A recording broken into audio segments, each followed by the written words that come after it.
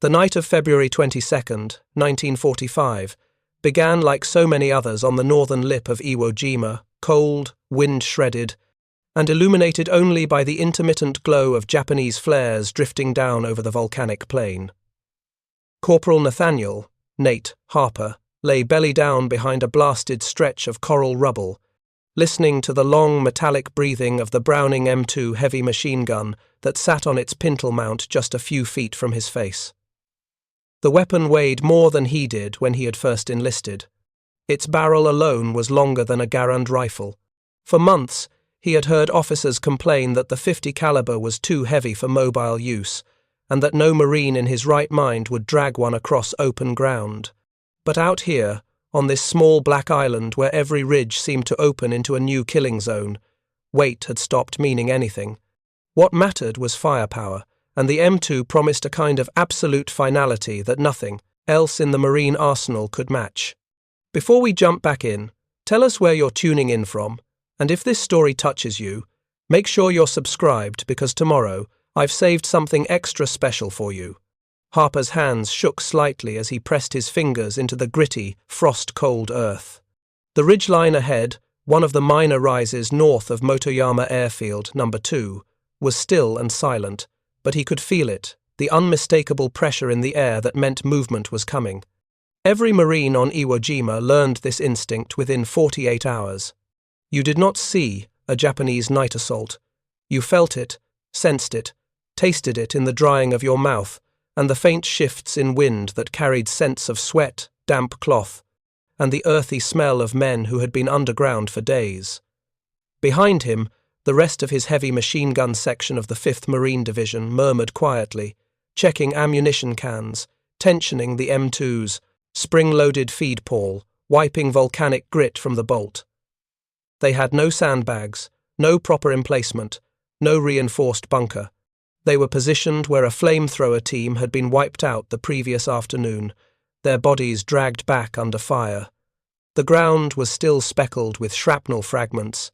Harper had never planned to be a heavy machine gunner. He had been trained primarily on the Browning Mohn 919 light machine gun at Camp Pendleton. But the Pacific had erased countless plans. Within 5 days of landing on Iwo Jima, his section leader and both of the original M2 gunners had been killed or evacuated with wounds so catastrophic that even the corpsmen spoke of them in hushed tones.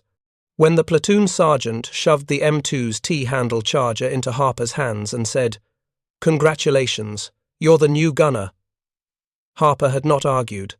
No one argued on Iwo Jima. You simply carried what the dead could not. What had followed were nights of unbroken exhaustion, 23 hours of combat on the worst days, perhaps 18 on the quiet ones. Harper had come ashore on the 5th wave near Green Beach, 2 on February 19th, 1945. The black sand had swallowed boots up to the ankles. The climb up the terrace had felt like trying to run up a collapsing coal pile. He had lost a man to a mortar shell before they even cleared the beach. By the second day, his world had shrunk to the few yards around the gun, the weight of ammunition belts over his shoulders, and the constant need to watch for enemy movement in the corner of his eye. Tonight, though, something was different. The air was too still. The Japanese had not probed this section of the line in almost a full day, which itself was unusual. The Imperial troops of Colonel Chosaku Kaido's 39th Independent Mixed Brigade were disciplined, relentless, and deeply experienced in night fighting. They rarely paused unless they were regrouping, digging in, or preparing something far larger. Harper adjusted his grip on the M2's butterfly triggers. The gun had been mounted on a hastily planted stake whose base wobbled slightly in the soft volcanic ash. Ideally, a .50 caliber machine gun was meant to be secured to a truck bed, tank turret, or fixed tripod emplacement. Dragging the .50 off a vehicle mount and planting it in the open was an emergency measure, but they had been living in emergencies for nearly a week. He could feel the immense latent power of the machine gun. The weapon fired nearly 700 grains of hardened metal at more than 2,800 feet per second. Against infantry, it produced effects so violent that no Marine ever forgot what he saw. The M2 had originally been designed to pierce the thin armour of 1920s and 1930s tanks and to bring down low-flying aircraft. Against men, it was absolute. The first sound came softly, a scrape of stone on stone, faint enough that Harper wondered if he had imagined it. Then another, then a whisper, followed by another whisper. They were not English. They were short, clipped, and too close together, the murmur of Japanese infantry coordinating final positions before an assault. Harper didn't speak. He simply reached back and tapped the helmet of the assistant gunner, Private First Class Leonard Greeley, who instantly froze. Greeley, who had once been a quiet farmhand from rural Idaho, had become a man with perfect night instincts. He leaned forward, eyes narrowing. Then he heard it too. The ridge ahead erupted in a single wail, a long, rising shout that every Marine learned to recognize long before hearing it for the first time in battle. It was not the old banzai charge of earlier Pacific battles, where masses of men ran openly in bright daylight. This was the Iwo Jima version, a tunnel-borne, coordinated rush of closely packed infantry, emerging from vents, caves, camouflaged firing holes all along the slope. Harper took one breath, leveled the barrel, and opened fire. The sound of the M250 caliber machine gun was unlike anything else on the battlefield. Lighter machine guns cracked and buzzed, rifles snapped, mortars thumped, but the 50 roared a flat, chest-punching concussion that did not merely echo but rolled across the ground like the opening of a steel door into a furnace. The first burst sent a stream of glowing tracers crossing the dark like an electric wire being pulled taut through the night. The Japanese assault collapsed in front of the gun as if struck by a physical wall. Harper kept firing, adjusting left, then right, walking the fire across the slope, watching the bursts shatter the rock, carve gouts of sand, and tear into the massed shapes rushing toward them. He could see their helmets glinting in the flare light, their bayonets, their grenades held high. He saw men vanish under the impacts, some hurled, backward, some stumbling forward before falling, others simply dropping as though someone had pulled their legs from under them. Greeley fed the belt with frantic precision, his fingers bleeding from volcanic grit embedded in the brass casings. Ammunition cans thudded open, links rattled. The M2's barrel began to glow faintly, and Harper felt the heat radiating back at him. The firing handle vibrated so violently that his palms went numb. But the assault did not stop. Japanese officers, Harper could see them now, urged their men forward, pointing swords, shouting commands. Some crawled low, trying to close the distance to grenade range. Others attempted to use the irregular terrain for cover, rising only briefly before being cut down. The rest of Harper's machine gun section fired when they could, but their rifles and BARs seemed almost small beside the 50. The Browning alone held the line. What made the M2 so devastating was not simply its power, but its reach. At nearly 1,000 yards across the broken terrain, the weapon still retained enough energy to punch through basalt, timber logs, and even the heavy iron plates the Japanese used to reinforce tunnel exits. The Japanese had not prepared for Marines to employ the 50 as a direct-fire defensive weapon. Their doctrine assumed that the heavy gun could not be moved far from beaches or landing craft. On most islands, this had been true. But Iwo Jima was different. The gun had saved Harper's life at least twice already by destroying concealed snipers whose rounds had already chipped his helmet.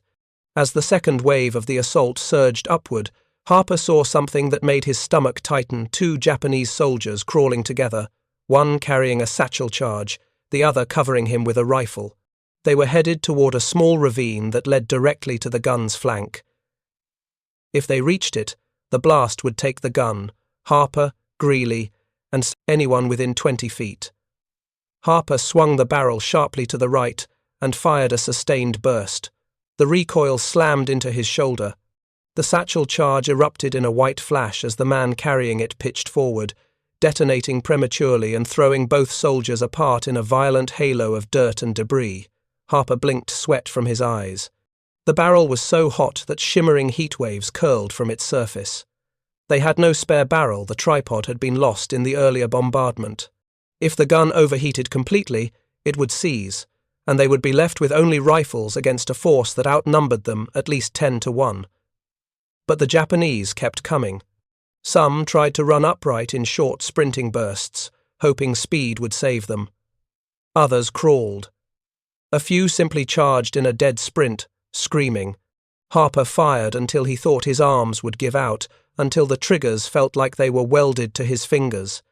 The reserves behind him ammunition, handlers, riflemen, and even a wounded corporal who refused evacuation dragged fresh ammunition cans forward. Belt after belt slammed into the receiver. The machine gun's rate of fire seemed almost alive, almost desperate, as though the weapon itself understood that this ridge, this moment, was its entire purpose for existing. And then, after long minutes that felt like an entire night, the assault faltered. Harper saw it in the sudden hesitation among the surviving attackers. The Japanese officers were down. The fire from the 50 had created a wide swath of devastation across the volcanic slope. Bodies lay in clusters near the tunnel mouths where the attackers had emerged. The survivors retreated in short, hunched movements, disappearing back into the blackness of the ridge. Preparing and narrating this story took us a lot of time, so if you are enjoying it, subscribe to our channel. It means a lot to us. Now, back to the story. Harper did not speak. He eased his fingers from the triggers and sat back, gasping. Greeley slumped against the base of the mount, hands trembling violently. The barrel glowed a dull, angry red. The gun gave off a smell halfway between burned oil and scorched metal. In the distance, somewhere nearer the airfield, artillery boomed again, echoing across the island like thunder inside a cave. No one in Harper's section said anything. They simply stared at the slope, watching for renewed movement, unsure whether the assault would begin again. What Harper did not yet know, what he would only learn later, when officers combed the ridge at dawn, was that the Japanese had committed nearly a full company to the assault on his sector. No one knew precisely how many men had charged. Estimates had ranged from 50 to more than 100. What they did know, with absolute certainty, was that the only reason the northern passage had not been breached was the 50 caliber machine gun and the Marine who had kept it firing long after. It should have melted itself apart. And Harper, for all his exhaustion, understood one thing with perfect clarity. Everything he had been taught about the M2 being too heavy, too slow, too immobile, too impractical for frontline infantry combat, all of it was wrong.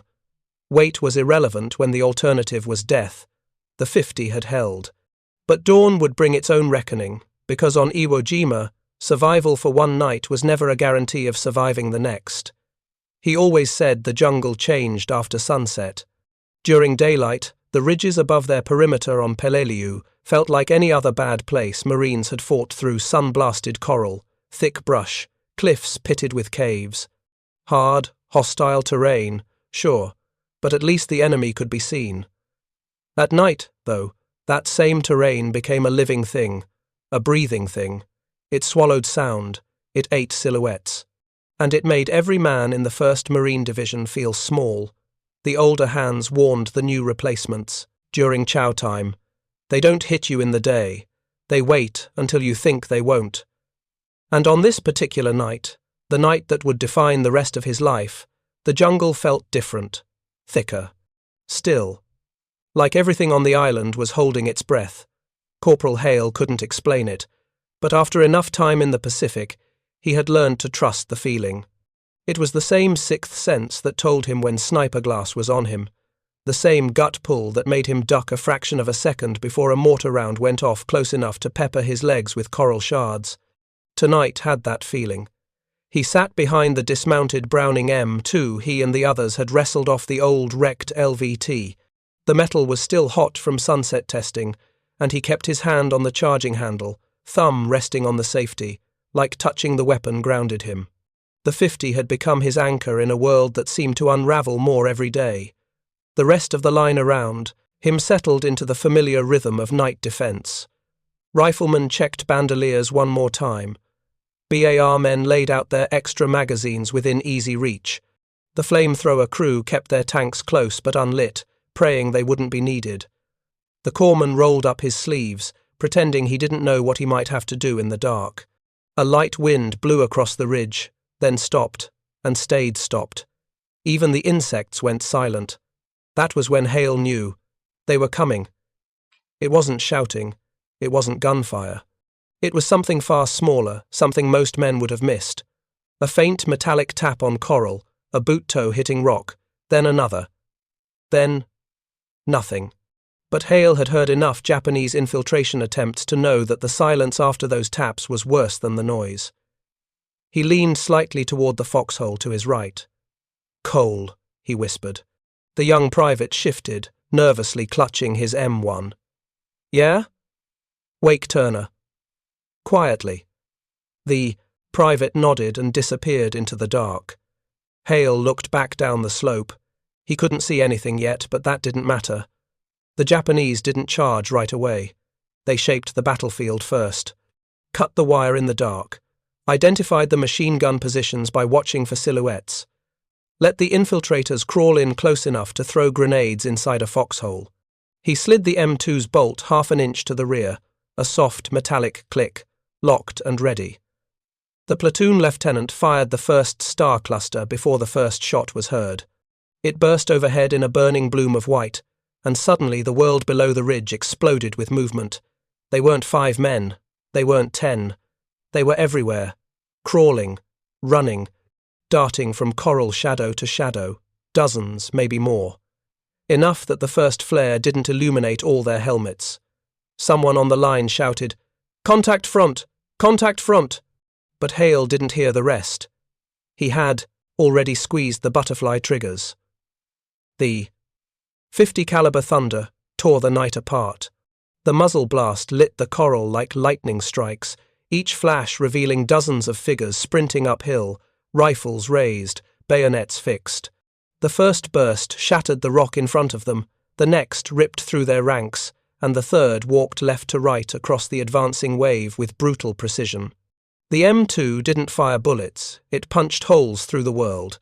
He could feel the power of each impact downrange, could see the shock it created in the enemy's lines. The Japanese attack faltered, then surged forward again. A machine gun position further down the line opened up with a BAR, then stalled as its gunner was hit. Another rifleman fired too high in panic. Someone else screamed that they were flanking left. But Hale stayed on the M2.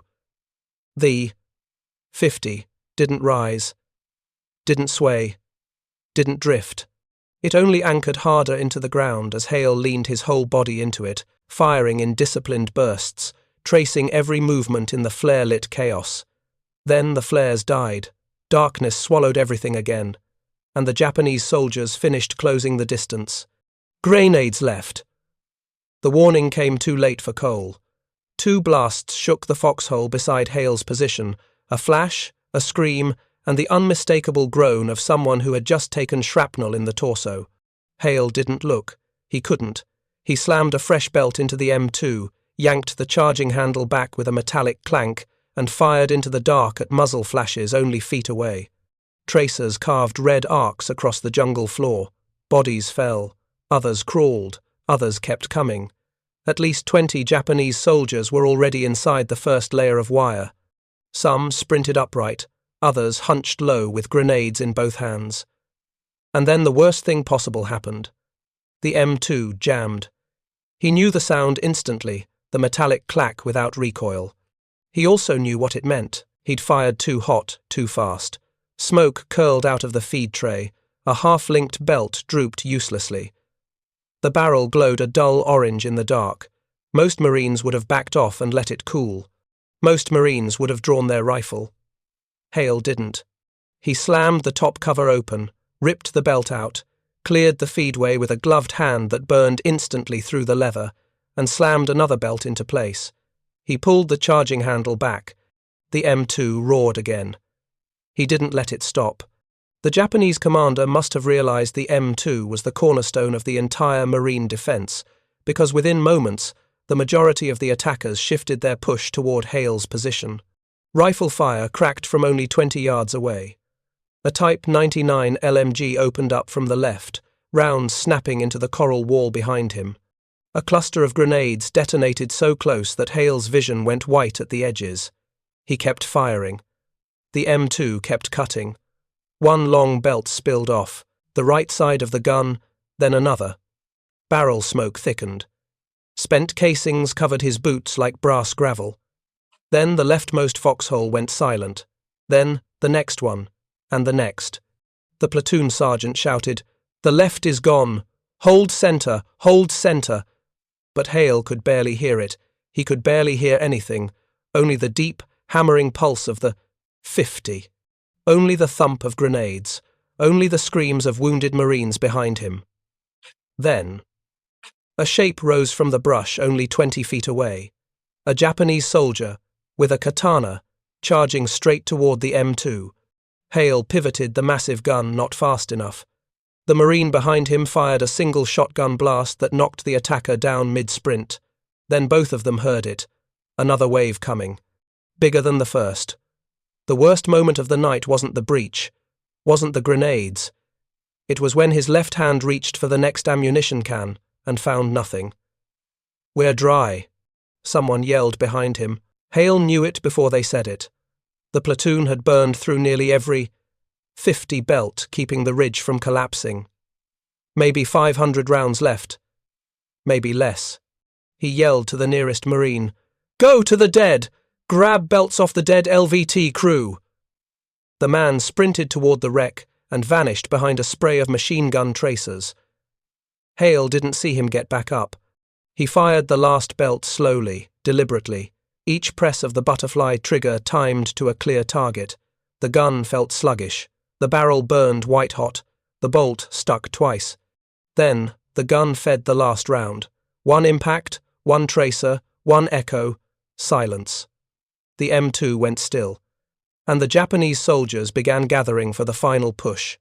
Every Marine left standing prepared for hand-to-hand, knives, entrenching tools, rifles swung like clubs. Hale pulled an M1 carbine from the dead man beside him and knelt behind the useless M2, breathing hard, ears ringing so badly he could hear nothing but a dull roar. He thought, "So this is it." Then, from somewhere behind him, someone shouted, "Flares! Fire them all!" A second later, half a dozen star clusters burst overhead at once, turning night into blinding artificial daylight. And what the Marines saw below the ridge made even the veterans go still. Another full assault wave. Dozens more men, rifles raised, sprinting up the coral slope. Hale gripped the carbine, but his eyes drifted not to the attackers, but to the M2, burning, smoking, empty. Everything in him screamed that the gun had done all it could, that no weapon could survive what it had already fired, that the barrel was seconds away from warping itself into uselessness. But his hands were already moving. He grabbed an empty ammo can, turned it over, saw a half-melted belt inside, maybe 30 rounds. Enough for 3 seconds of fire, maybe less. He didn't hesitate.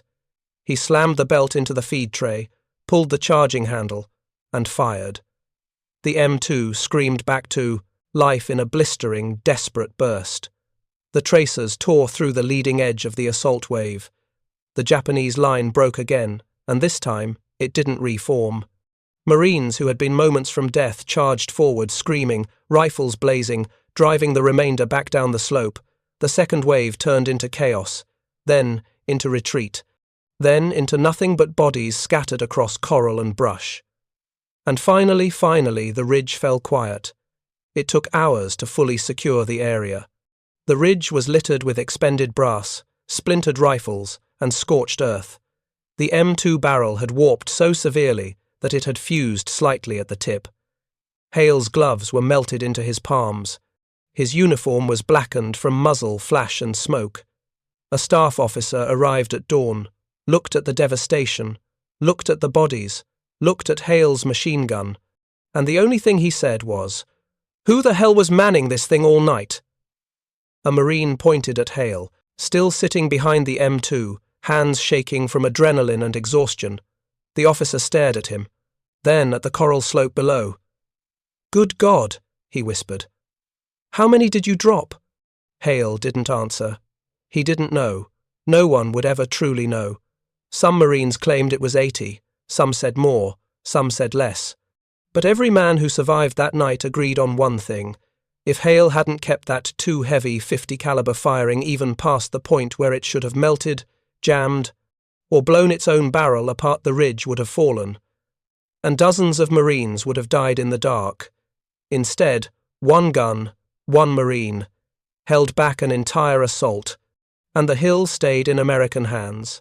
The first thing the men in the bunker noticed was not the sound of engines, but the silence between them. Lieutenant Hiroshi Nakata, newly transferred from an anti-aircraft regiment outside Yokohama, leaned forward with his headphones pressed against his ears.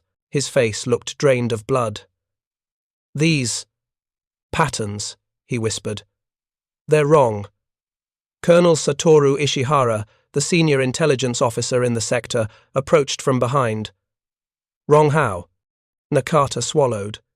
He had been analyzing aircraft signatures for years, but nothing in his career had prepared him for this. "It's the spacing," he said slowly, tapping a pencil against the receiver. "Sir, these aren't single aircraft, not even squadrons. These are waves." Ishihara frowned. "Define waves." Nakata lifted the headset off one ear, his voice barely steady. "Sir, I'm hearing engine clusters, dozens of clusters, and they're coming from multiple altitudes. It means there are—" He stopped, because even saying the number out loud felt dangerous. Ishihara nodded for him to continue. Nakata exhaled shakily. "Sir, I estimate over 500. That made the colonel straighten abruptly. "No." His denial came too, quickly. "Impossible. Our intelligence says America cannot maintain more than 500 B, 29 seconds in the entire Pacific, let alone send them all at once." "Yes, sir. I know what intelligence says." Nakata pointed at the receiver. "But that is not what the sky is saying." The colonel stared at him, searching his face for a crack, some sign of exaggeration. There was none.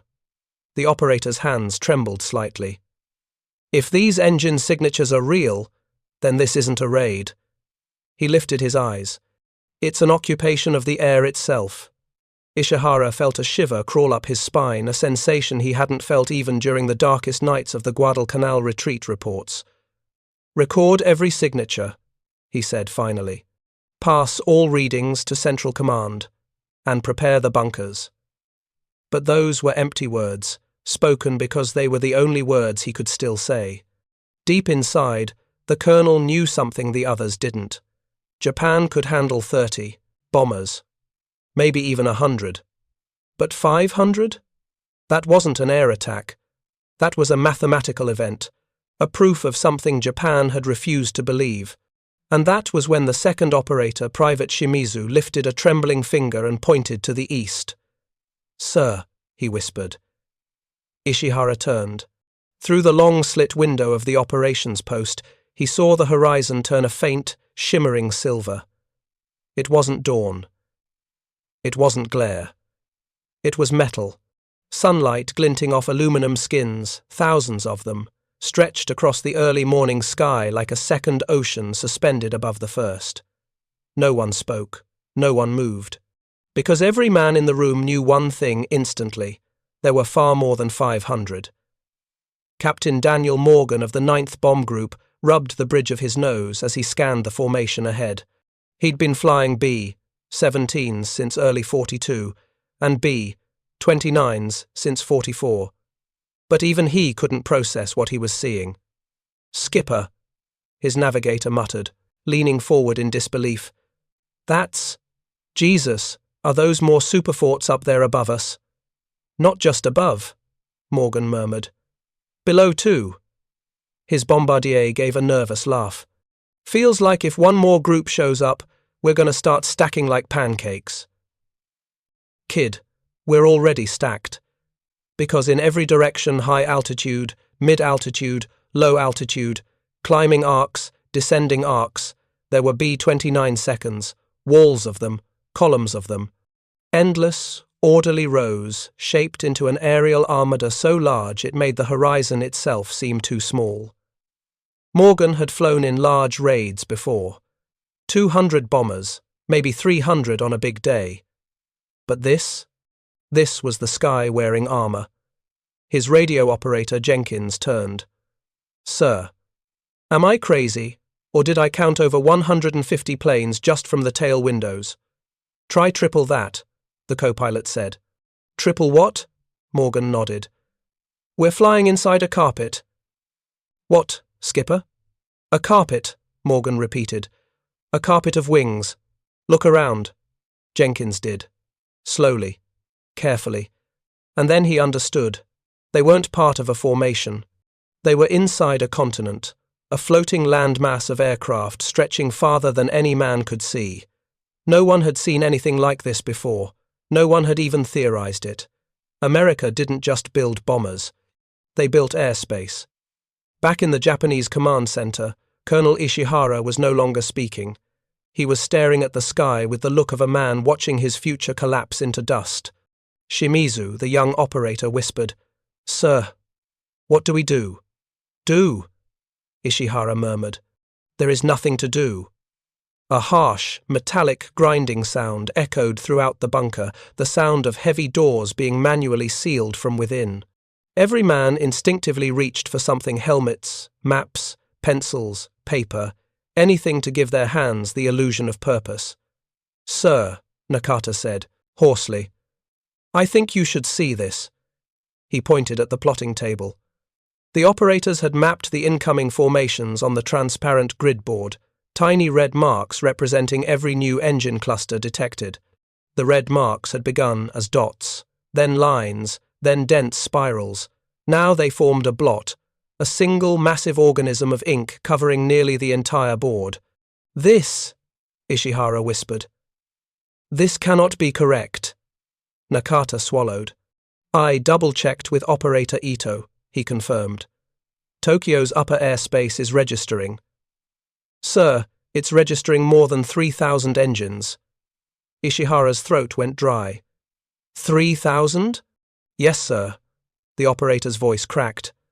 3,000 be 29 seconds. But that is more than the United States has ever. He stopped himself, because reality was right in front of him. Everywhere. More than we believed they had. It wasn't just intelligence that had been wrong. It was the entire mental framework of the Japanese war effort. They had been fighting a nation of factories. America wasn't producing warplanes. America was producing gravity. High above, Captain Morgan squinted through the cockpit glass as the sunlight hit something to the north. "What's that glint?" his co-pilot asked. Morgan leaned forward, wiping condensation with his glove. "Probably more groups joining the main body." "But we already have the main body." "Apparently not," Morgan said, "because emerging from the haze like a fleet arriving over the curvature of the Earth were more B-29 seconds, hundreds, no thousands." Morgan wasn't a man easily shocked. He had flown through flak fields so dense they looked like solid walls. He had watched friends vanish into nothingness at 20,000 feet. But this? This made his chest tighten. He keyed his microphone. "Base control, this is Raptor 2-1. Confirm total raid strength." Static. Then, "Raptor 2-1, repeat." I said confirm raid. Strength. Morgan paused, bracing himself. "How many birds in the air today?" A long silence. Then the voice returned, sounding almost apologetic. "Raptor 2-1. Command reports full strike count at 3,027 aircraft."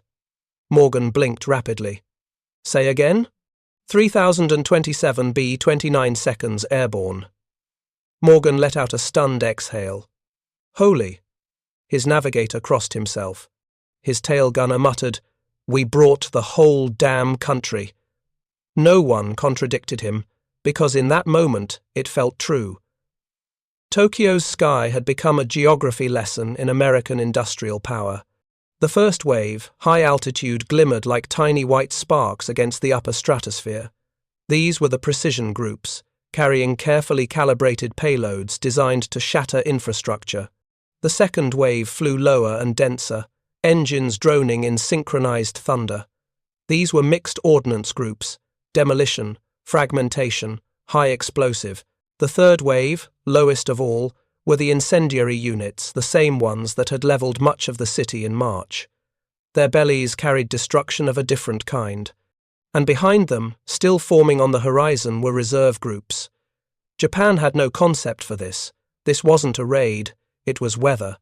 An atmospheric condition created not by nature, but by factories in Kansas, Nebraska, California, Washington, each sending pieces of sky overseas. Colonel Ishihara stared upward, the weight of realization pressing down like lead. A nation that can send 3,000 bombers at once cannot lose a war. No one disagreed. Even the most loyal young soldiers felt something inside them falter. Belief? Hope? Possibility. Because what stood above them wasn't an air fleet, it was an argument, a demonstration of scale so vast and overwhelming that it rendered all strategy obsolete. Japan hadn't underestimated America. Japan had underestimated physics. Captain Morgan's voice crackled over intercom. "Steady, boys. Eyes sharp. We're entering the forward sector." "Skipper," Jenkins said, his voice tight. "What happens if just one group breaks formation?" Morgan didn't look back. He just kept scanning the sky, thousands of wings shimmering like silver fish in a massive shoal. "It won't," he said simply. "How can you be so sure?" Morgan allowed himself the smallest grin.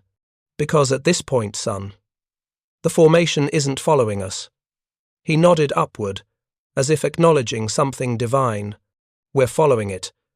It, being the machine, no, the system America had created. Production, training, logistics, aerial refueling points, command posts, repair depots, routing schedules, operational doctrines. A bomber was a weapon, but 3,000 bombers? That was a civilization. In Tokyo's bunkers, alarms wailed. Papers were scattered, radios chattered in panicked bursts. The city was bracing for the largest air attack in human history. But the colonel stood motionless. "Sir!" Shimizu cried. "Should we evacuate?" Ishihara did not answer immediately. He was staring at the sky, at the horizon-spanning procession of aircraft that had materialized like a steel tide. Then he took a slow breath and said, "No, Private. We do not evacuate." The young soldiers exchanged confused glances. "We do not run," the colonel continued softly, "because there is no longer anywhere to run to." He looked at his men. "Gentlemen, today we face not an enemy squadron, not even a fleet." His eyes rose to the sky. "But an empire of air." Captain Morgan pressed his hand to the overhead glass. "All aircraft," he said into the mic. "Prepare for initial split, on my signal." Then he stopped, because ahead of them, stretched across the sky like an infinite silver arch, were yet more bombers, more groups, more wings. It was impossible.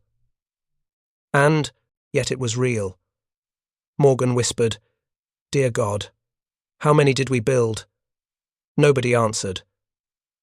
Only the truth did. Japan had prepared for 500. But America had sent 3,000.